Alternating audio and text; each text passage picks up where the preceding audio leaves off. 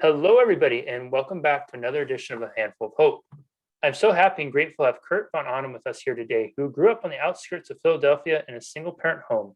This is before Child Protective Services cared about leaving kids at home unsupervised, and with a sister 6 years his junior to take care of, life moved fast.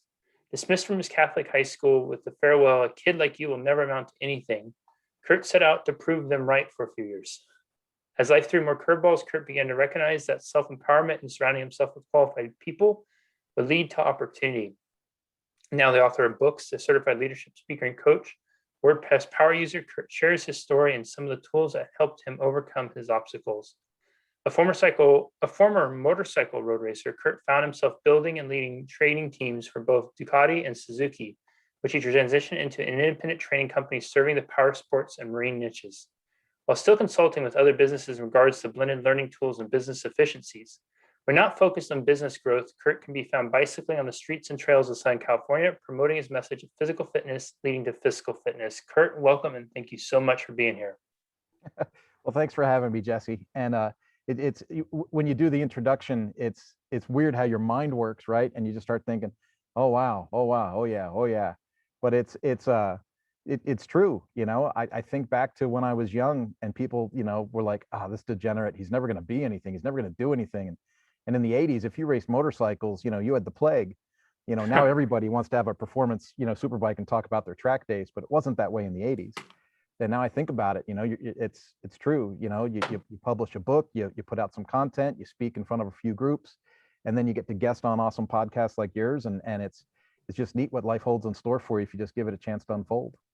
Kurt, I'm curious, when I was reading through that bio of yours, did you have any flashbacks, like memories that popped up that were kind of unique that you didn't think would come up, and in your reflections on that?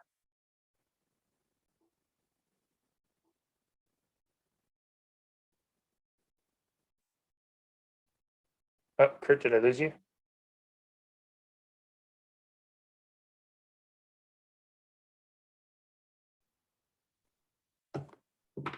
I see you Oh, there you moving are. now. I lost you there for a little bit. Okay, I think I got you back. Can you hear me? Yes, yes. Perfect. I was asking, when I was reading through the intro, did you have any specific reflections that popped up, especially with around the people doubting you and thinking that you were just going to be some degenerate and not amounting to anything? I think of the high school years, and I wasn't your normal high school student. I was already a retail manager of complete stores by the time I was in high school, and I had adults that had to report to me. And so I would get calls. It was so bizarre, but I'd get calls over the loudspeaker in high school. Kurt, please come to the office for a business call. And then they would have to say, hey, Mr. So-and-so wants to return his sofa. Can we accept this return or not? Kind of thing, right? Because that was before cell phones and things like that, right? And I think back to that, and then I think about the disciplinarian pulling me into the office and then telling me, hey, we have to let you go. It was a private school, and I was behind on tuition. I was helping my mom with some bills, and I wasn't the most responsible person with keeping money. I was great at making it, but horrible at keeping it. And I was behind on tuition, and they were going to let me go with like 3 or 4 months left of the school year as a senior. And I couldn't believe it, you know? And then as his parting words to me, and it was so weird because this was like before people cared about kids the way we do nowadays, right? Like there was no adult in the room, there was no parent, there was no supervision for this person doing his job. But as a disciplinarian, he said, Kurt, a guy like you is never going to amount to anything in life. And Wow. that's how I left the building. And I was like, well, this is weird. And I was kind of pissed, but kind of like blowing it off. And I thought, well, I guess I'll finish up my high school career at public school. And when I went to take the entrance into public school, the counselor there said, wow, you had enough credits to graduate high school after sophomore year. And I was like, wait a minute, what am I doing this for? Why am I torturing myself? How come no one's counseled me on how life really works? And then and that was kind of my indoctrination to the real world. It was like, if you're going to make things happen, you got to be flexible and you got to be willing to move with the punches. That's crazy. So you were told that you were never going to amount to anything, and then but you have amassed enough credits in high school to graduate by your sophomore year. Yeah. So here's the thing. When you go to Catholic school, there's no phys ed class. And so they told me if I wanted to graduate high school through the high school system, I had to take 3 phys ed classes a day till the end of the year. So I took lacrosse, weightlifting, and badminton. And that's how I finished out my high school career. My other courses were radio, TV, acting, and creative writing. And those were things that the Catholic school never offered. You know, Catholic school when I went to school was reading, writing, and arithmetic, right? And so they put this big binder in front of me and they said, you already have enough credits to graduate. You just need to fill the time. What do you want to do? And I said, well, I'm not really an artist, but I've always been intrigued by the arts. And so I took the creative writing, radio, TV, acting, and now look, you know, I'm in my 50s and I make, you know, training videos for a living and build websites for people that teach other people how to teach adults. And it's a fun way to go. So how did that, it sounds like that was really impactful for you to diversify your learning modalities from what traditional learning was in academia to broadening horizons. And so is that something that you still practice today, where you find yourself going outside of your comfort zone and your areas of familiarity to broaden and diversify how you learn and what you learn? Yeah. I don't want to sound like I'm copying text or my verbiage directly from like Gary Vaynerchuk or anything like that, but I am not a big fan of traditional schooling in the sense that people talk about go to school, get a good job, and move forward like that. It just never fit with me. I didn't, even in high school, I was like, why are we doing this? You know, we had to do a report. I remember it was 10th or 11th, I think it was 10th grade. We had to do a report in English on what we were going to go to. And I thought, well, this is so weird. And it was a report and a speech. You had to get up and do a speech on it. And so I was already a manager at the retail level at stores in my neighborhood. I worked really hard. I started working when I was 11.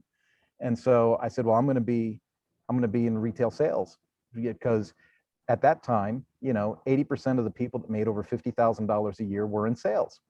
And Hmm. so I used that as my justification to say, I'm going to skip college and go right into the workforce. And this is why. And the teacher started to argue with me and say that I was going to fail the assignment because I didn't say what college I was going to go to. And I said, well, I'm not going to go to college. So that would be, you know, a false document to write, publish, and talk about. This is what I'm going to do. And this is why I'm doing it. And then as I justified my argument, it slipped into a weird conversation about, well, if I went to school to become a teacher, you know, you're a teacher, what are you going to top out for income? And when she said what her income was, I was like, I made that last year managing a furniture store and being a full-time student. Wow. And so that was a wake-up call. That's when I realized I am definitely contrarian in the way that I approach things. And I'm definitely contrarian in the way that I communicate. But I find I'm able to communicate, I'm able to tell people exactly what needs to be said without offending them to the point that they don't want to work with me anymore.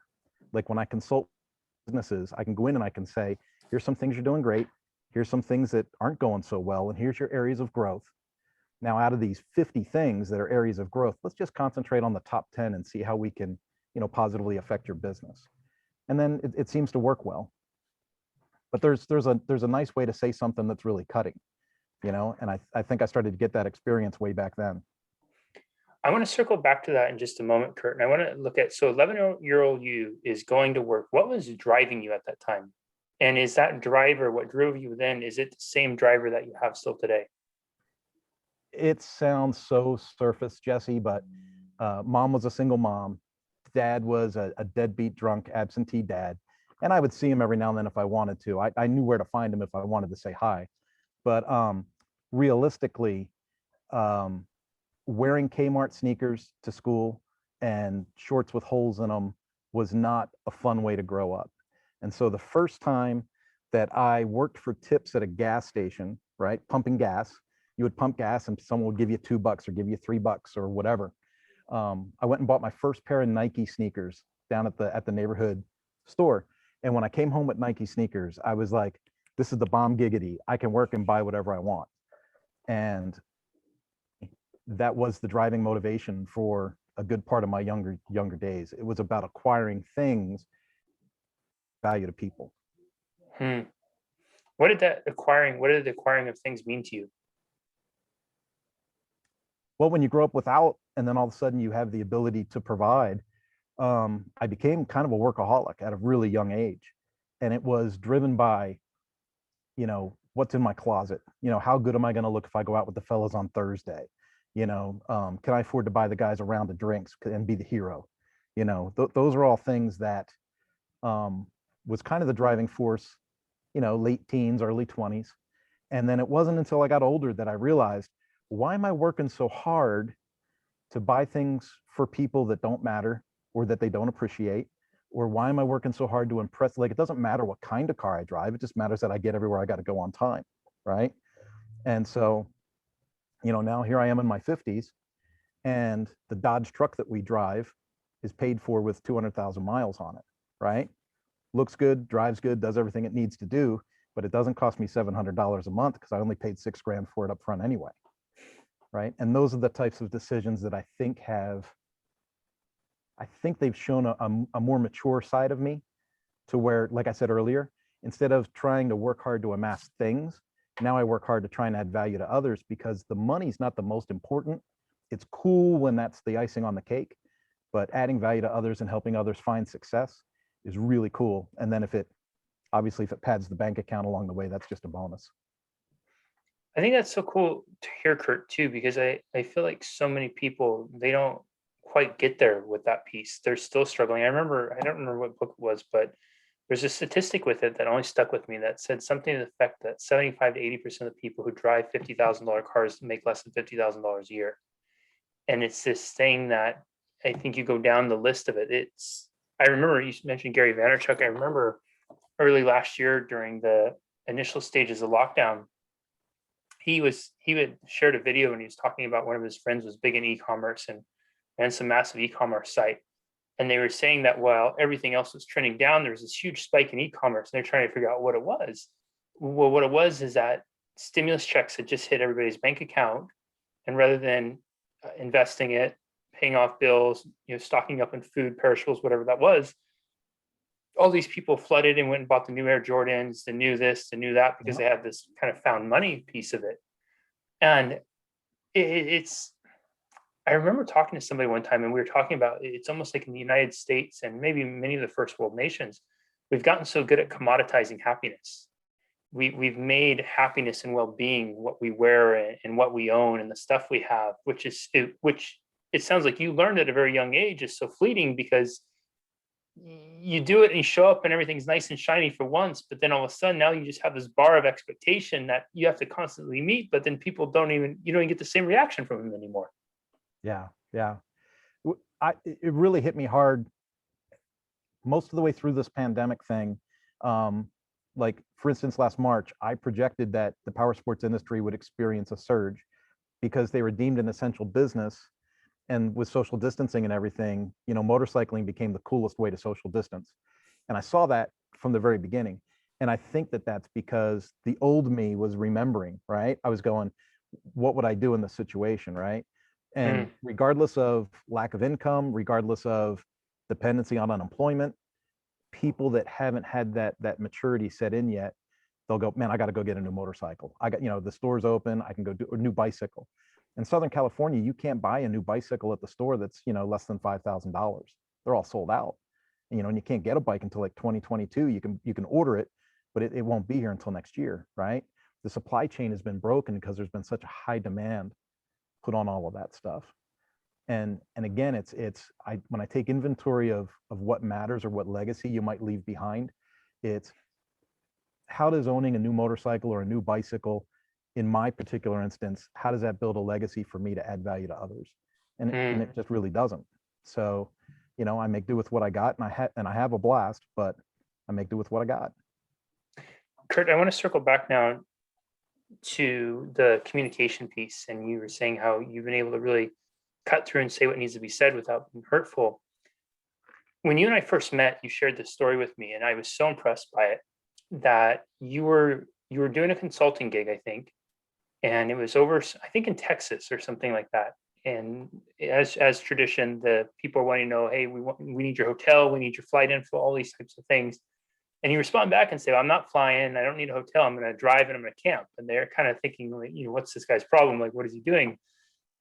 You go to where you're doing your consulting gig at, and you find a state park or campground. You camp, you got a shower there, you go and you change, and then show up to where the shops that you're working at. And you had said to me that what an impression it made on the guys there, because here you are going to show up and help them with the business, but what they're used to is somebody showing up in a suit that seems completely disconnected with what they do. And then you were the one that actually took the time to show up, and they see you immediately as a peer. I wonder if you can talk about and expand on that a little bit about how impactful that was for them. Yeah, I apologize for that. Let me get rid of that noise box. Oh, you're fine. Get in the house. Go.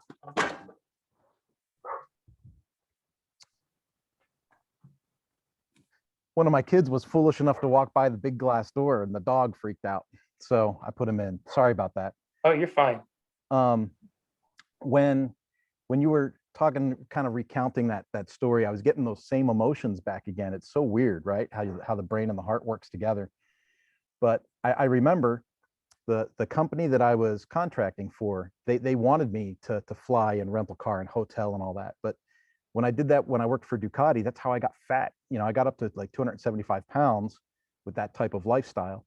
And with COVID and everything, I thought, I'm not a candidate for the vaccine. I'm not really looking forward to mandatory testing for flights and hotels and things like that. So yeah, I said, yeah, I'm just going to drive and I'm going to camp at these campgrounds and I'm going to watch the travel budget, but I'm going to have a blast. Like I'm going to take the mountain bike and I'm going to, mountain bike in new places. I'm going to see new things. I'm going to wake up at the lake and be surrounded by wildlife and birds. And the mental health that I took out of that journey was amazing. Just that experience. It was so cool to go to a national, like the state parks in Texas are amazing, by the way. Like the showers are every bit as nice as, at a high class gym, right? So hot showers, lake, wilderness. I saw my first armadillo there, all kinds of cool things. But when I went to the shop owners and visited people and they said, hey, where are you staying? And I said, well, I'm staying at, this Texas State Park. Their reaction was so cool. And it was like, this is what our industry needs. We need more enthusiasts. We need people that are going to, get dirty and camp and ride mountain bikes and be enthusiasts and exercise and be outside. And it was really cool to have that kind of that validation that, I made the right decision. I did the right thing. And I was able to connect with the people that I needed to connect with most. It occurred to me as you were sharing that, what almost I don't want to say hypocrisy, but there's another word that's not coming to my brain right now, of somebody showing up, going through the travel that way, getting overweight because they're dining and whining and the whole bit, to then go and do training for sports. Right? Outdoor adventures, when the whole lifestyle is anything but outdoors. And then I can imagine too, and you mentioned how good it was for your mental health. And I hope you don't mind if we kind of touch on that a little bit. One of my big concerns through this whole thing is I think that the mental health fallout from COVID is going to be astronomical. We're seeing little bits of it here and there as information trickles out. And I'm really kind of shifting some of what I do professionally to focus on working with doing mental health work in organizations and helping them kind of systematize and habituate these things. And so what I'm hearing from you is that this process was not only really great for your mental health, but I'm curious if you noticed, having been in this field for a long time, if that was something where you could imagine or you could experience it being a mental health booster for the people you're working with. Because I just imagine like how, and what I'm hearing from you, to have a peer coming in, not from the Ritz, but from the campground, and literally doing probably the stuff that they're so passionate about doing, which is why they're doing the work they're doing anyways. Yeah. The mental health aspects, I think, range. It was so weird. It was kind of an off the cuff decision to do it, right? And then I became more and more committed to it. And you know what that decision process is like, right? You like, I've got a gut feeling about something. And then you're like, no, I know this is the right thing. And then you get a little resistance to it. And then you're like, you can make that decision right then and there. Am I going to cave and do it someone else's way? Or do I know that I'm doing the right thing and push? And I made the push to do what I thought was the right thing. And it was so resoundingly affirmed that I knew it was right. Like county to county, state to state, traveling in my truck and seeing the vast differences in the way that COVID's been treated in different regions has been eye-opening, to say the least. I went to states where restaurants were open and parking lots were full and hospitals weren't, right? I went to places that were fully masked and shut down. I lived in Albuquerque for 7 years, and as I was driving back from Texas to California, I was going to go right through the middle of Albuquerque on a Friday night. And I remember how busy Albuquerque used to be. I remember how vibrant the nightlife was there, and how that downtown area was just lit up. And there, in all the wrong ways, right? People racing their cars on the highway, motorcycles. I mean, I just remember all the activity. And I was thinking, who am I going to call when I get close to Albuquerque to set up like a coffee meeting or something, right? Just as I'm going through town. And as I came over the hill and started going down what they call, the Sandias, that mountain there, you get an overview of the city as you're driving down into it. And it was dark. I mean, like blacked out dark. There were no lights in parking lots. There was no cars on the highway. There was nothing going on. And as I drove through Albuquerque, I got a weird, heavy, sick feeling in my chest. And I was like, you know what? I don't want to stop here. I don't want to have coffee with anybody. I just want to get out of here and get back to California. And California is all over the news as being like the state of the lockdown, right? So how weird that I would drive through Albuquerque and say, I can't wait to get back home to California, right? But that's honestly how I felt. And I just hightailed it all the way through Flagstaff, through Kingman, and then into California. Wow, man, I remember, I think it was July of last year, I had to go to downtown Los Angeles to do a TV show taping. And I live a little north of you. Traditionally, if you're really moving with minimal traffic, I can make it to downtown LA in an hour and 45 minutes. If you make it an hour and 45 minutes, you've won the lottery. That hour and 45 minutes could go as long as 4 hours too. It's taken that long before too, depending on traffic. I remember driving there, and I had to leave. I left at 7 a.m. in California, or 7 a.m. my time. So right in the middle of what would be rush hour. I made it to downtown Los Angeles, Kurt, in an hour and 21 minutes. I got there so fast. It was so strange. And then I missed the turn to the studio. Now in LA, for those of you who aren't familiar with downtown LA, it's a lot of one-way streets, big city. And if you miss your turn in LA, it could be a 25 to 35 minute detour trying to get around another block to get back over. I was getting ready to do that. And then I realized that there were no cars in downtown LA. So I turned left across 3 lanes of street traffic because there was no cars, turned back around, and I made it back to the turn I missed in 30 seconds. It was such a surreal experience because it had kind of like this post-apocalyptic, weird doomsday feel to it. Yeah, and there's almost that part of like, how am I doing this? Right? You're like, where is everybody? And if it's really this bad, how am I doing this?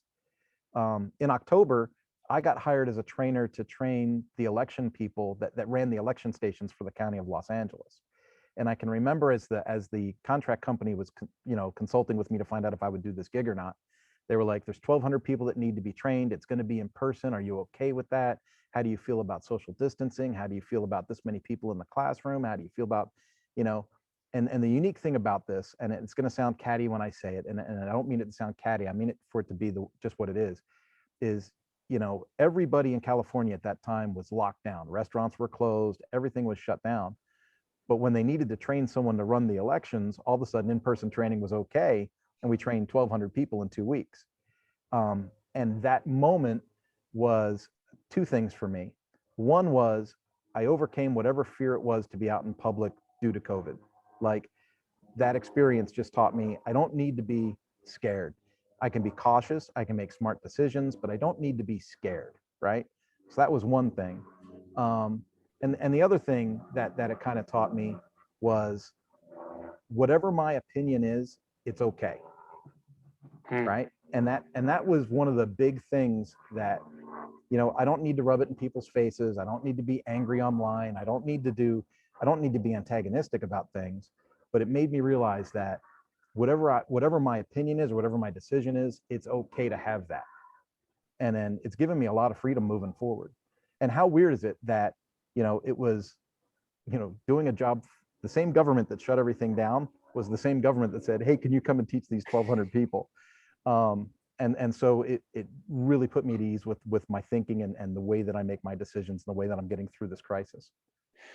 I'm so grateful you shared that, for so many reasons. And I think that so many of us this last year has been such a charged environment, and people have struggled. I can't tell you how many folks I've talked to who have said that they struggle with even opening up and sharing because they're afraid they don't say it the right way. They're going to have their opinions not up to date, whatever it is. And then two, I think that's such an important thing to take note of. There's a difference between being cautious and being scared. I know folks who have been isolated and alone for so long that many of them are scared of going back to whatever normal is because they're, we've had this in our face and lived with it so heavily for the last year. And I think that's such a refreshing message to be cautious, to respect what your own personal boundaries are, but don't allow that to control your life as you reemerge from this time. Yeah, yeah. I went from knowing nobody that had COVID. I mean, to where you're really starting to wonder, like, is this really a thing, right? To knowing dozens that have been confirmed for having it.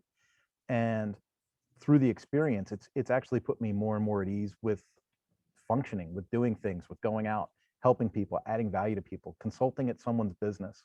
Like I said, there's a way to be cautious, to be safe, to value people's opinions and their boundaries, but you can still visit them, you can still add value to them, and you can still let people know that they matter. I don't think isolation is a good thing. So the more we can interact with people, the better. Yeah, I agree.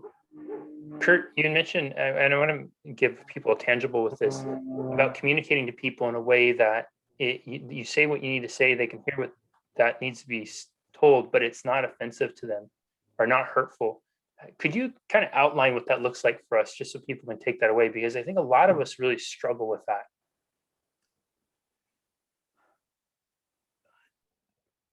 There was one shining moment where that really showed itself, the way that I would say something or the way that I would, and it's not manipulation, it's just the way of speaking, right? I used to work in the automotive industry as a service writer, and the service writer is the person that when your car's broken, that's who you talk to, right? You go and you say, oh, well, the stereo doesn't work in my car, blah, blah, blah. They write it down, you sign the repair order, and then it goes off and a technician works on it, right?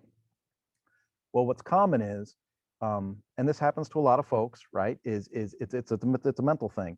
You pay a lot of money to get your car fixed, and you might get your brakes done, your suspension worked on, you might get new wheels and tires put on, and then you go to pick up your car, and you come back 2 or 3 days later, and you're like, well, my stereo doesn't work. You guys must have done something, right? Because that's usually the link. And I can remember, and this was before I became the service manager of this particular dealership. I was just a service writer. I was like the guy at the, and one of my coworkers was just getting raked over the coals by a customer, frothing at the mouth, just angry and spitting, and you guys broke my car, and you guys this, and you guys that. And I just calmly walked over, and I think being calm is part of the key, right? But I just calmly walked over and I said, is it okay if I take a look at the repair order? And they said, yeah. And they had something like 127,000 miles on it, And I said, hey, Mr. Smith, I'm looking at the paperwork, and it looks like we did brakes and suspension work, and you're talking about an electrical concern. We drove the car, about 4.5 miles according to the paperwork, and you've driven the car for 127,000 miles. At what point do you think that component probably wore out? And it's just that all of a sudden, I'm not being a jerk, I'm not being antagonistic, I'm not trying to make the guy look like an idiot. I'm just saying, hey, let's just use some reasonable thinking, let's use some critical thought, and let's ask a broad scope question. At what point do you think a component would wear out in 127,000 miles? The 127,000 miles that you operated the vehicle, or the 4.5 miles that we drove it for a test drive for the suspension? And I've had kind of this innate ability to be able to break things down in that way for people, so that they don't get it just becomes real, right? They're like, my mom was in the nursing, she was a director of nurses and all kinds of stuff, and she was really amped up on the vaccine and lockdowns, and it's all the stuff, and it just didn't align with my thinking. And I can remember asking my mom, I said, Mom, you were in the health field. At what point have they told us to work on, making ourselves better with immunology? At what point did they tell us about vitamin C or zinc or any of these things that would help us with our immune systems through this crisis? And she was like, hey, I never thought of it like that. And I thought that was so weird because I'm like, you're from the health industry. I'm like, there's so many things we can do to empower ourselves, to make ourselves feel better. I mean, I've ramped up my bicycling. I was averaging 75 miles a week, and I'm still a big fella, right? But between mountain biking and road biking, I try to get in about 75 miles a week because I figure the healthier I am, whatever attacks me, whether it's COVID or something else, I'm going to have a better chance of resiliency, a better way to come out the other side. I hear you on that too. That was one of the things I sat down with is, okay, all this I can't control. What can I control? And these are the Yeah. things I can improve on right now to improve my health, better my health. Yeah, and I love that how you frame that to Mr. Smith about just acknowledging the concern, but also putting it in such a way that gives it a frame that he can look and say, wow, that makes sense. And I think that calmness piece is such key because it's inevitably in communication dynamics. It's almost like if we see somebody upset, we internalize it and take it personally, like they must be upset about me. Yeah. And that fight or flight kicks in, we get defensive or think we need to run away. And in so doing, we're not really forming necessarily rational thought out communication or even considering what might be going on in that person's life to be that way. We're thinking only of, oh, what did I do wrong? Am I bad? Am I a bad boy, bad girl, inner child kind of stuff oftentimes too. Yeah. Well, and like when I'm consulting with someone's business, I recognize that that's their business. They grew it. So many people want to look at a business owner and go, oh, that idiot doesn't know what he's doing, right? Like, and you hear people say things like that. And I go, wait a minute, this person somehow had enough financial acumen to either get the loan or gather investing or come up with some way to launch this business. So they're already in a better position than most of us, right? And maybe they're not the best at this, the 5 pillars of business, right? Maybe they're not good at this pillar, but they're really good at this pillar or whatever. And so when I consult with a business, I go in and I go, hey, let's talk about the things that are going right. Let's take a look at some of the things you've accomplished as a business. And then I go, now let's take a look at some of your growth areas. And then, it's once you begin to isolate the growth areas, then you can go in and say, okay, these are some things that are going to help you grow your business. And these are some practices, there are processes that I saw that lend energy to that. And they usually follow suit and see growth. Kurt, I feel like we've barely begun to scratch the surface, but I want to be respectful of your time. And I know you have a hard stop coming up here pretty quick. Before I ask my final question, where can people find and connect with you online? Well, Manana No Mas is my thing. It's a name we came up with when we lived in New Mexico, and we've stuck with it. It's the idea that deadlines matter and that everybody in the project has things due at a certain time. Don't put off today, don't put off till tomorrow what you could do today. And so Manana No Mas is our name, and manananomas.com and Manana No Mas on Facebook and Manana No Mas on Twitter are all ways that you can stay in touch with me. I love that. Kurt, you were sharing with me about the challenge connection, and I'm just hoping you'd take a minute or two here at the end and tell everybody all about the challenge connection.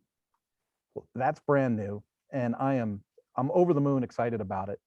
And I've come to realize I've got a couple missing elements there, right? So Pedro Adeo is a guy that is famous for his online challenges.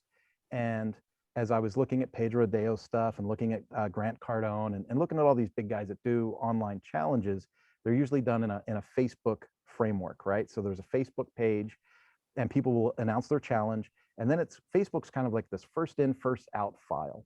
And they get hundreds of people doing these challenges, but people get lost on like, am I on day 2, day 3, day 6? They get lost in the activities. And I noticed a lot of people will start a challenge, but not finish the challenge. And so I started looking at this a little bit over a year ago and saying, there's got to be a better mousetrap for these online challenges. There's got to be a way to build a community, give them the challenges, but keep the challenges organized, and then have a way to nurture the community after the challenge is done, more so than a Facebook fan page is going to let you do.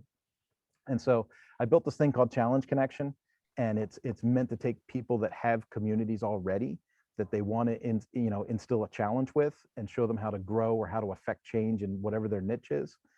but then give them the ability to, have a CRM, a way to monetize it, a way to keep it organized, and a way to really nurture their challengers that they bring into their organization. And it's all done on a single platform so that they're not having to plug in 6 or 7 different tools or different URLs to keep their people organized. And so I'm really passionate about it, but again, it's in its infancy. And we are hosting our first challenge. We started last week. It's a 10-day challenge. So it's 5 days last week, 5 days this week. It'll close out. And I'll be launching a second challenge probably by the time you publish this podcast. Oh, that'd be great. I would love to join you, and maybe some of the people would like to join in too. That having done challenges before, I can say that sounds like such a breath of fresh air. Well, the things that you learn, right? You learn about gaps. So I'm watching Pedro Adeo's challenge. He's launched a new challenge this week. And so I signed up, and I'm doing these kind of like market research for myself. And I realized I built a really good technical mousetrap. I built a really great platform. But then as I looked at the way he was doing his challenge and the way that my challenge was rolling out, I realized I was missing the emotional pieces. I was missing the long form video and some of the connecting pieces that he does through his social channels. And so, we can never stop learning. You mentioned earlier, how do you keep learning? I did the John Maxwell thing. I read a lot of books. I absorb websites and YouTube and try and soak in as much as I can. And even though I think I've built this really great mousetrap, it's like, okay, I participated with Pedro Adeo and I realized I can still up level this thing, 2 or 3 more times. So by the time we launch the next challenge, it should be a whole new environment and something more engaging. That's awesome. Everyone, is there so much wisdom here you want to rewatch and re-listen to? Kurt took us on an incredible journey starting in the early days, 11 years old, already at work, motivated to get some Nikes, motivated to look good for the fellas, and is told by his disciplinarian that he's never going to amount to much. Even though he's at a sophomore, has enough credits to graduate high school, and opens up the door for him to take some new courses and classes he might otherwise not do, across acting, writing, getting outside the box. And it's such a great lesson that I think so many of us, we get so confined to comfortability and familiarity, and that there's such an amazing world to broaden outside your horizons, to trust in your instincts. So what might interest you? What might you want to explore? And giving yourself permission to do that. And that sounds like it's been a theme throughout Kurt's life. And it was something that where he had that gut instinct to, I'm gonna change up the traditional way business travel. Rather than flying and doing the hotel, I'm gonna do the drive and the park. And in so doing, it ended up creating this unique connection and opportunity with him as how he better served and added value, which, if you listen closely, that was a very important thing for him when he's talking legacy. It's not about necessarily wealth accumulation, as it is value addition. How can you add more value to the lives of your customers and clients? How might you change how you're showing up and meeting them upon that first introduction? We all know that the first impression, that first 5 to 9 seconds, is so critical. Is there a way that you can build better rapport? Is there a way you can connect more quickly? Is there a way you can be more in alignment with the work you do? I think that's what I love so much about Kurt's story. He's going and talking with these guys about motorsports, and he's out there doing the sports, and then coming in, and it's an instant thing about putting more people in who are enthusiasts about the work they do. Looking at the difference between being safe and acknowledging struggles but not being scared. Gosh, that's such a refreshing thing. And really looking at what we can do to improve our mental health. What are the areas that we can control? What can we positively affect? Are there areas in life right now that you haven't fully embraced about that are in your control that you can improve on? What are those micro adjustments you could do? And communication, boy, has communication been on spotlight this last year? It seems like, yeah, I'm sure all of us have had those experiences of going in social media, and it seems like everybody's just yelling at each other. But to just stop and be calm. What would all of our communication be like with our business partners, our friends, our family members, our loved ones, if we just took a breath? If we just took a breath and went into it being calm, not being defensive, but really going in to try to serve and connect and understand the other person. It sounds like it changed the experience of Mr. Smith back in the auto body shop years ago, and I think that could probably change all of our lives too. Kurt, this has been such an incredible time to spend with you today. Thank you for sticking with me through the technical challenges early on. And man, you brought so much value today and just given me a lot to think about and consider. And I'm excited to apply it going forward. And I hope to join you in the challenge, the challenge in the next iteration of it. Yeah, yeah. It's humbling to have somebody like you kind of pull all that out of that short time we had together. I'm like, wow, I didn't realize we brought all that to this meeting, but I guess we did. And I think I only hit 30% of it. Oh, Hey, thanks, Kurt, man. We appreciate you. no, this has been great. I really enjoyed it. And one of these times, we'll get you on the Manana No Mas podcast, and you can talk to me about what this whole series of interviews has created for you and for your audience. I would love that. Yeah, We it'd will be see you good. next time, everyone, on another edition of A Handful of Hope. Bye-bye.